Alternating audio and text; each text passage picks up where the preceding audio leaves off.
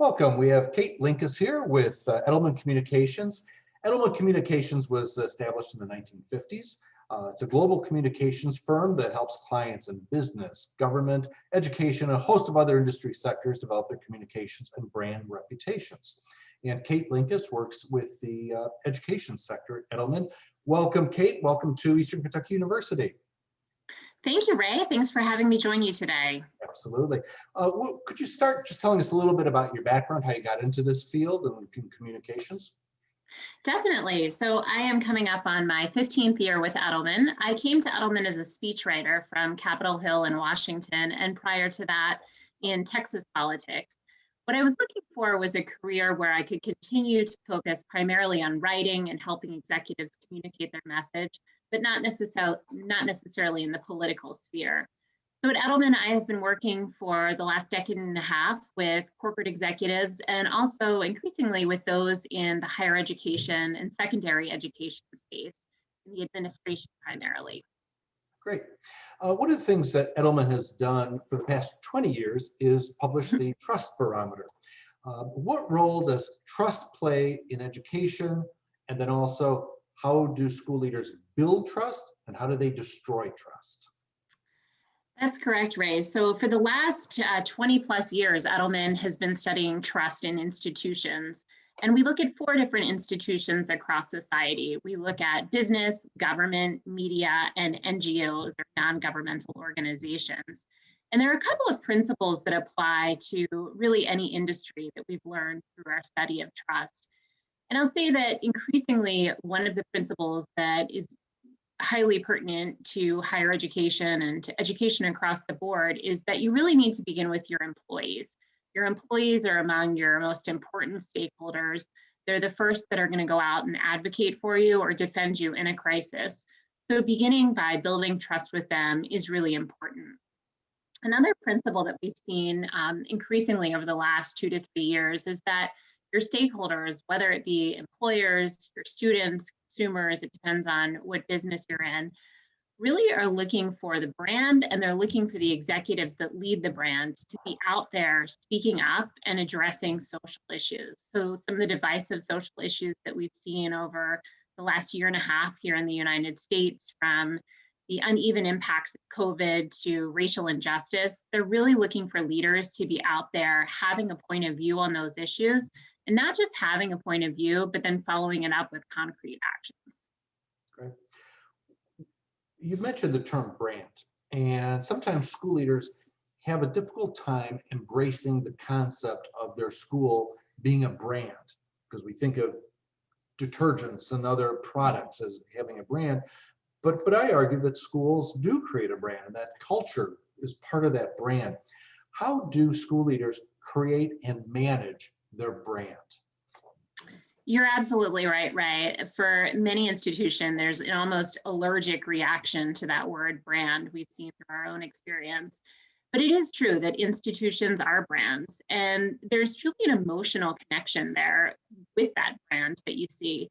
If you think about the fact that students are out there wearing, or at least they were when I was in school, wearing sweatshirts and other paraphernalia with the name of their school across the front, you have to think that there is that emotional connection there. And with that emotional connection comes, a higher expectation for that brand to represent the actions and viewpoints that I'm expecting you to represent. So, if I feel passionately about an issue such as healthcare disparities, I'm expecting that brand that I support to also take a stance on that. Great. We're shifting now to crafting a message and communication. What are some of the most important techniques and tips for school leaders that they need to know in order to create and craft an effective message? Yeah, so there's a couple things, and we could spend probably the next hour talking about the art and science of an effective message. But I'll say that, when it comes to delivering that message, to getting it apart, getting the point across, and to creating messages that really stick, there's a couple things that stand out. One is you need to begin with the headline. There's always a tendency to provide a lot of context before you give the headline, but in today's world where people have such short attention spans, beginning with that headline first and then backing it up with facts and data second is an important technique. I think another thing to think about is, we've all been at long and sometimes boring panel discussions, and there's always one speaker that we remember. And if you think about why you remember that speaker, it's often because they had a memorable story or a memorable anecdote to go along with what they said. So when you're crafting your messages, really think about the story that can help to illustrate the point for your audience. Or sometimes it's just a colorful analogy to really bring it to life for people. Okay. And looking at the flip side, what are the biggest mistakes that people make when trying to communicate a message? Yeah, so I would say there are three. One is the need or the feeling that you have to over communicate, that you have to fill the silence. If you're being interviewed by a broadcast interviewer, answer the question, get your message across, and then stop once you felt that you've made your point. Don't wait until the interviewer gives you the okay that you've answered it sufficiently. They're looking for you to trip up.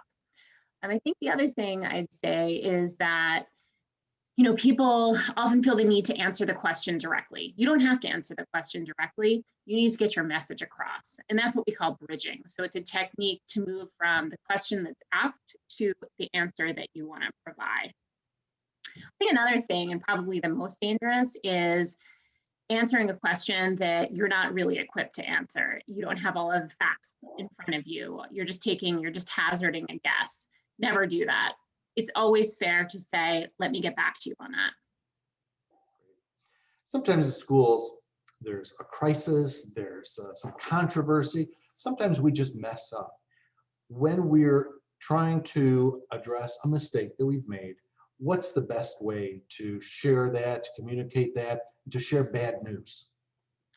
Definitely. And it happens more and more. There used to be a saying that the mic is always on. Well, now it's that the video camera is always on. And there's countless examples over the last 2 to 3 years of people not knowing that a video camera was there and getting captured saying the wrong thing.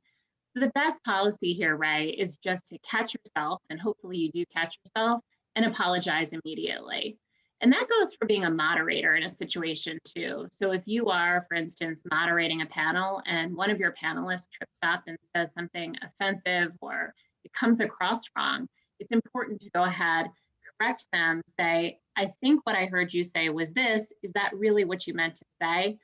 What we've seen is that moderators that don't do that will face the blame, face the wrath of an angry public. And what about when we've just messed up though, too? Like, so not in terms of a communication, not necessarily in an interview, but we have some bad news to share, whether maybe the funding has been decreased and taxes are going up, or we're requiring everyone to wear masks, or we're shutting down, going hybrid. Is there a specific technique about sharing that kind of news?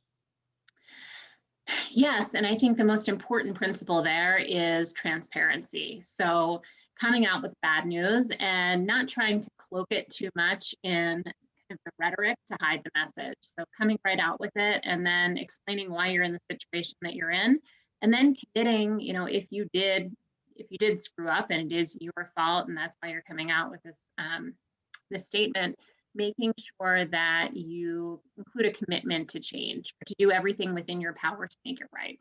Great, thank you. And then following up with actions that do make it right. Don't forgetting that follow through. Right, thanks.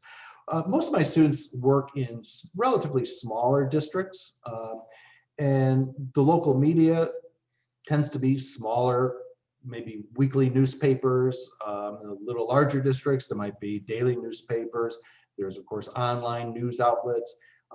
Whether it's a small local newspaper or CNN that's come to interview them, what are some techniques in dealing with the media? What are some of the challenges? What should that relationship be with the media? Yeah, so the first thing I would say is don't wait until there's a crisis, or on the other hand, don't wait until you have a great news story to go to the media. So if you're a communications lead for high school or for a small college, making sure that you start to foster that relationship over time. You don't have to have a story to go to the media. calling them and saying, hey, look, I know that you're new in town, you're covering, we're on your beat. I'd love to go have coffee, tell you a little bit about who we are. Reporters appreciate that. Yeah. Of course, the trend is going from print media to more digital platforms. But are there some other trends in terms of working with the media? Because from my experience, there was also always high turnover of the local reporters, and it was a constant education process. Is that a trend that you see? It certainly is. And I think the other trend is that reporters are expected to do more now. They're expected to cover more beats. So you don't have the luxury of working with a reporter who may specialize just in your area. So that puts the onus on the communicator to do the work of educating the reporter and building that relationship, and then often rebuilding a relationship with the next person who comes in his or her place.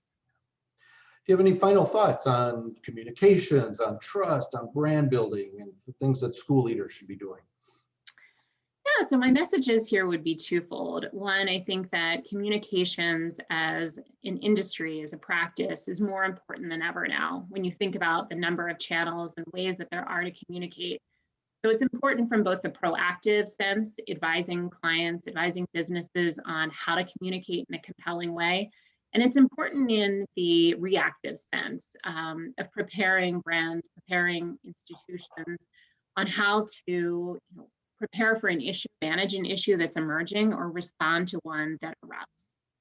I think the other thing I'd say is for some of your students, right, who are considering careers in communications, it's a great time to go into this field for all of those reasons I just mentioned. There's so much opportunity. Wonderful. Kate, thank you so much. I don't know if you ever get to Kentucky, but you're always welcome here at Eastern Kentucky University. We'd love to have you here. And we appreciate your time and insights so very much. Would love to. Thanks for having me, Ray. Take care. Thank you.